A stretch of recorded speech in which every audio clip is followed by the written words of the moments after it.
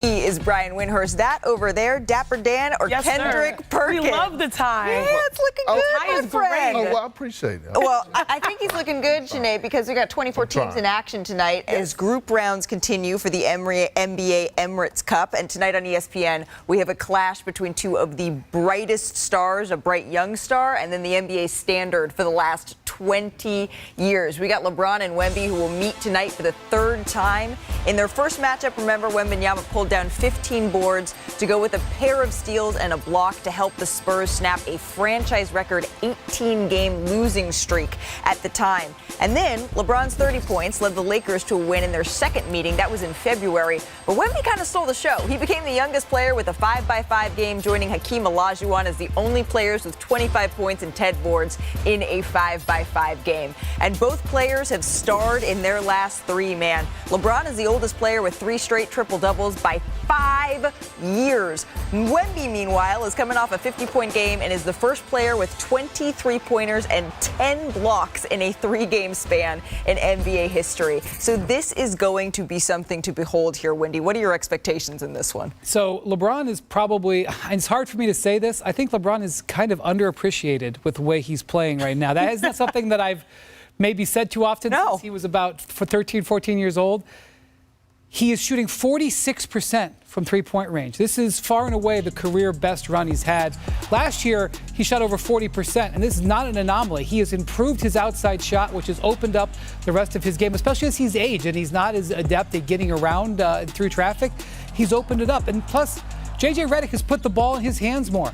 He is averaging over 9 assists a game in addition to 8 rebounds. We're talking about, I know AD's had a good year, but we're talking about a guy who was averaging 24, 8 rebounds, 9 assists on 46% three-point shooting. How about paying attention to LeBron James and what he's got going on right now? Well, we've been paying attention to LeBron. That's why he's in the GOAT conversation, Wendy. That's why we consider him one of the greatest, if not the greatest of all time, okay? But we're not about to sit up here and start this Friday off by ignoring the matchup that really, really matters in this game. Which is?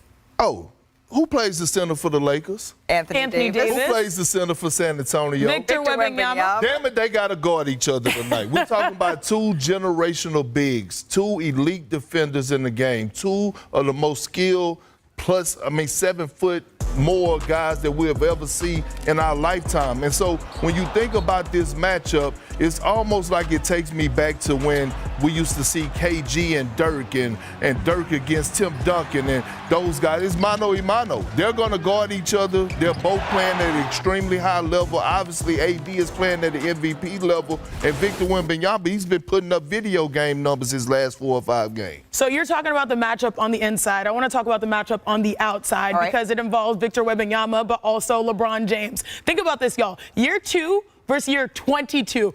But one thing that those guys do and separate themselves on is having skill and having a different, strength when it comes to their physicality. When you think about a 7'4", 7'5", and then LeBron James, 6'9", or whatever the case may be, their shot-making ability separates them. And you see the divide between decades. Victor Wembanyama, 7'5", shooting 54% from 3 the last 3 games. He's made 23s in the last 3 games, 6.8 per game. And then LeBron James, y'all, I fell in love with some of those jumpers he was taking last time out. He's shooting currently, 46%, like you said, Wendy. When he doesn't even bring the ball down, when he has to take little movements to be able to get maximum results, it's cool to see how these guys that are physical, literal specimens have used their three-point shot to separate themselves. Anthony Davis, is still sort of dealing with that eye issue. What's going on there? Yeah, it may be causing him a little bit of issue. He's going to play. Yeah. The other night, I think the foul trouble that he had in that game more affected him than the eye, but something to keep an eye on.